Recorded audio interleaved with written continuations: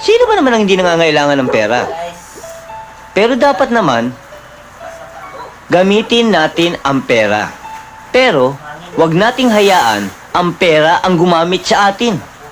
Eka nga, wag nating sasambahin ang pera. Palamuti lang sa buhay yan eh.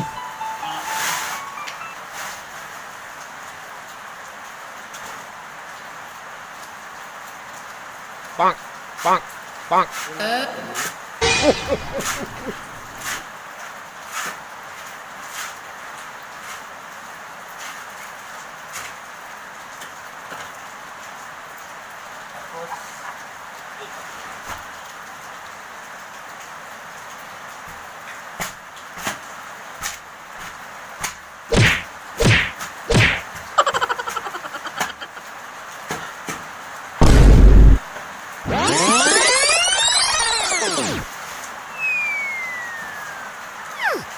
उम्र सारी